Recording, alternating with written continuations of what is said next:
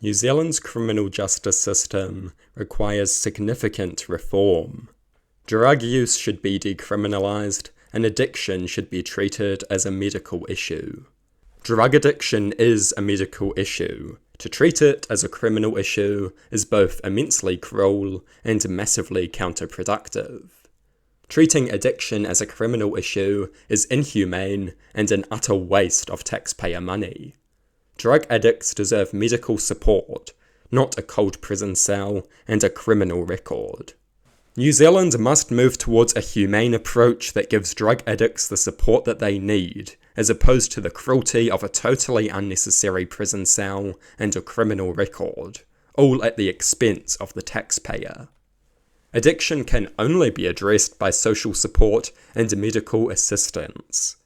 Stigma and illegality will never solve medical issues that are heavily associated with social isolation. Cannabis should be legalised. The legalisation of other relatively soft drugs should also be considered. This will produce tax revenue, weaken the gangs, and free up police resources to be used dealing with far more serious crimes. These reforms are essential.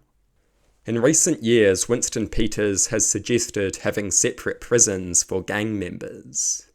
Personally, I see no issue with this.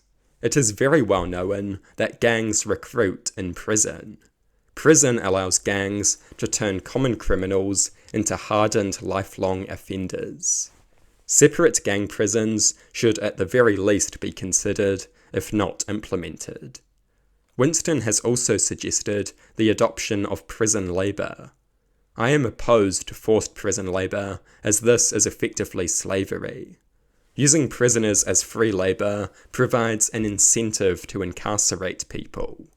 This should be avoided. I think prisoners should be given the opportunity to work. They should even be encouraged to work. But they should not be forced.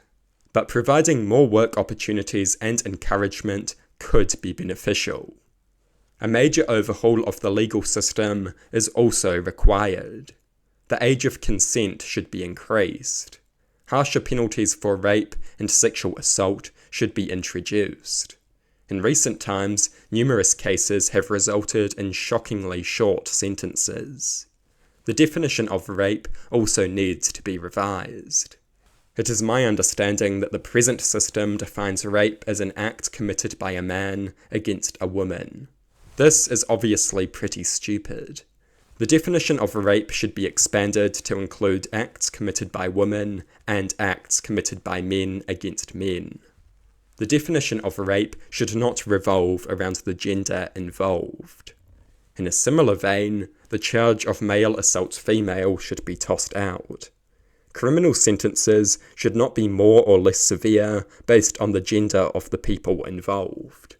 That is stupid, and it clashes with the idea that everyone is equal before the law. This is a basic principle of the rule of law, and it should be upheld.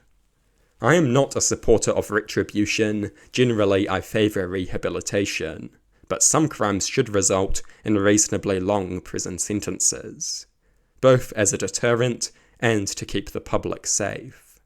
But we must be careful to not view harsh penalties as the be-all and end-all of preventing crime. We should seek to target the causes of crime. We should be tough on the causes of criminality.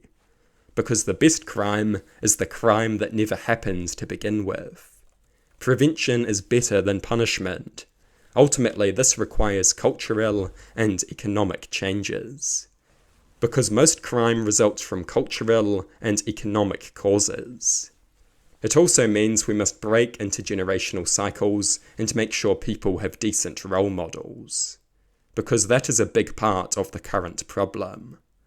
The justice system demands a balanced approach, an approach that understands the value of both prisons and preventative measures.